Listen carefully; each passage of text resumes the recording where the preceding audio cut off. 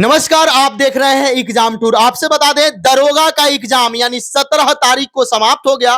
पूरे 38 जिला में 613 केंद्र बनाए गए थे और 613 केंद्र पर सीसीटीवी कैमरा का व्यवस्था किया गया और लगभग 16,500 सीसीटीवी कैमरा लगाए गए थे और उसके बाद जैमर का भी व्यवस्था किया गया था। लेकिन इतना चाक चौबंद व्यवस्था करने के बावजूद और ये प्रश्न पत्र व्हाट्सएप मीडिया पर तैरने लगा और उसके बाद से अब लगातार आप देख रहे हैं सोशल मीडिया पर चल रहा है और पेपर में चल रहा है कि प्रश्न पत्र क्या पहले से वायरल था।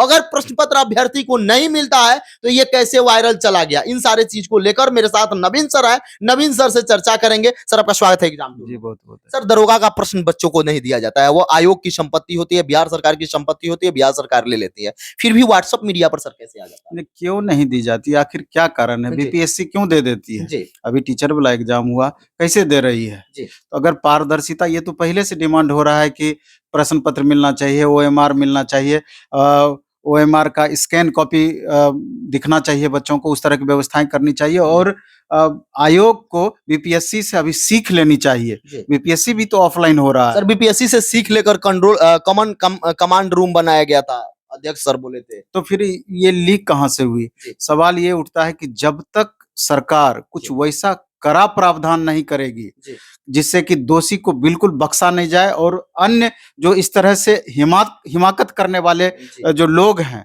जो दोबारा से प्रयास करते हैं इस तरह का, उसके लिए कड़ा संदेश जाना चाहिए, तब तक ये कुछ भी नहीं होगा। कहीं ना कहीं सिस्टम में दोष है जिसके वजह से इस तरह का परिणाम हमेशा देखने को मिलता है। दावे तो हमेशा बहुत ज्यादा किए जाते हैं, लेकिन सारे दावे टाइम टाइम फुस हो जाती है लास्ट मोमेंट में जाकर। अभी देखिए बिहार पुलिस में हुआ, अभी तक एग्जाम कंडक्ट नहीं हो पाया है उसका। बिहार दरोगा का इतने सारे दावे किए जा रहे थे, सब दावे खोखले निकले। आखिर इसके लिए दोषी कौन?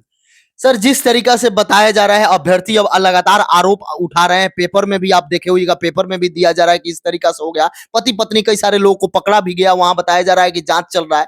सर, ये कंडीशन हो चुका है कि बच्चे जब निकलते हैं तो बोलते हैं कि मेरे पास भी आया था, ये था, जो वायरल चिट्ठा चल रहा था वो भी आंसर वहां मिल रहा था, वही प्रश्न था। तो उस तरीका से देखा जाए, यदि 10% 2% भी विद्यार्थी के पास पहुंचेगा तो मात्र 1275 सीट है। यदि पीटी की बात करेंगे तो 20 गुना रिजल्ट दिया जाता है, 26,000 के आसपास मात्र रिजल्ट आएगा। इस कंडीशन में कट ऑफ भी हाई चला जाता है। बच्चे जो तैयारी करते हैं, जो शिक्षक तैयारी कराते हैं रात दिन एक करके, उनका रिजल्ट नहीं हो पाता है। सर, इससे कितना दिक्कत है?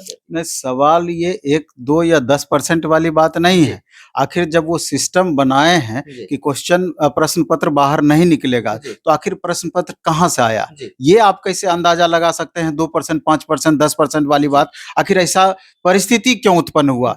आप उन बच्चों के बारे में सोचिए कि जो कि एकदम साधारण परिवार से आते हैं, निम्न मध्यम वर्गीय परिवार से आते हैं या आम परिवार से आते हैं, जो कि किसी तरीके से मजदूरी करके, दिहाड़ी करके, बहुत सारे मेरे नजर के सामने वैसे छात्र हैं कि दिन रात एक करके उधर मेहनत करते हैं, इधर तैयारी भी करते हैं। उन छात्रों पर क्या गुजरती होगी जो साल, 2 साल, 4 साल से लगातार लगे हुए हैं, लास्ट मोमेंट में मेहनत करके एग्जाम भी देते हैं। जब अब एग्जाम हॉल से बाहर निकलते हैं तब इस तरह की परिस्थिति देखने को मिलती है, तो समझिए कि उनके पैर तले जमीन खिसक जाता है और कहीं के वो बच्चे खुद को महसूस नहीं करते हैं। आखिर करें तो हम क्या करें? उन माँ बाप की आशा जिस तरीके से निराशा में बदलती है और कितना होप लगा करके बहुत सारे ऐसे अभ्यर्थी हैं कि बड़ी मुश्किल से गार्जियन को मना करके एक चांस दे दीजिए, फलना दे दीजिए, चिलना दे दीजिए, 6 माह दे दीजिए, रह करके यहाँ तैयारी करते हैं। उनका क्या? उनके लिए दोषी कौन? इतने दूर सेंटर एग्जाम देने के लिए जाते हैं, तो इन सब परिस्थिति के लिए दोषी कौन? तो सरकार बार बार ये चीज होती है। सबसे बड़ी दिक्कत वाली बात ये होती हुआ कि कभी कभार ऐसा हुआ तो फिर स्टूडेंट भी इस बात को समझ पाते हैं, लेकिन सब बार वही बात देखने को मिलती है। सर, बड़े बड़े न्यूज चैनल पर भी आप देखिएगा, कोई अलग मुद्दा होता है, तुरंत डिबेट चालू हो जाता है, तुरंत उस पर संज्ञान लिया जाता है, तुरंत नेता मंत्री भी संज्ञान लेते हैं। लेकिन अभ्यर्थी के साथ कोई अनहोनी हो जाता है, कोई समस्या होता है, तो नेता मंत्री या कोई भी बड़े बड़े न्यूज चैनल वाले या कोई भी लोग इस पर उस तरह का प्रश्न चिन्ह नहीं लगाते हैं। चलिए, चल गया तो चल गया, हो गया सो होगा। इस समय क्या कहिएगा, कैंडिडेट से और सरकार से कितना उम्मीद? नहीं, अब तो इस तरह का परिस्थिति भी हो गया है कि गवर्नमेंट का भी मोनोपोली हो गया है। बहुत ज़्यादा आप अपनी आवाज़ को बुलंद भी नहीं कर सकते हैं, नहीं तो किस तरह से आवाज़ दबाया जाता है। अभी आपको कई सारे उदाहरण आपके सामने हैं तो ऐसा कैसे काम चलेगा? अभी इलेक्शन आ गए है, जी, इलेक्शन आ गए हैं, तो अगर इस तरह से सिस्टम में अगर आप सुधार नहीं कर सकते हैं, तो आपको अपने पद पर बने रहने का भी कोई हक नहीं बनता जी, है। इसलिए छात्र हित में आपको सोचना ही पड़ेगा और इस एग्ज़ाम को आपको कैंसल करना पड़ेगा। जी। इस कैंसल करना पड़ेगा। एकदम 100% कैंसल करना पड़ेगा इस जी, एग्ज़ाम को। इसलिए हमको तो लगता है कि सारे टीचर्स को,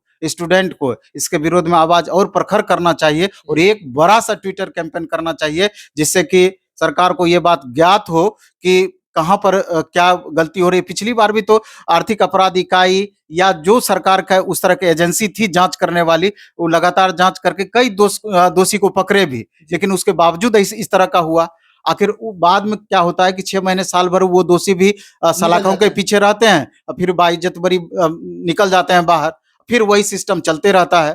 तो इस तरह का होना चाहिए कि जो भी इसमें दोषी पाए जाते हैं, कड़ी से कड़ी इस तरह का सजा का प्रावधान हो कि दूसरी बार फिर से गलती करने वाले हिम्मत नहीं करें। नहीं तो क्या होता है कि जो इस तरह का गलती करने वाले हैं, उनका जो मनोबल वो बढ़ जाता लाखों करोड़ों में कमाते हैं, है। जी, जो इस तरह का गिरोह काम करते हैं और उनको पता है कि इस कानून का कहाँ लूप होल है। 6 महीना हम साल भर जेल में रहेंगे, फिर तो हम बाहर आ जाएँगे। अगर काम हमारा बन गया, करोड़ों में कमाएँगे, नहीं तो 6 महीना साल भर जेल काट कर के हम फिर वही काम करेंगे।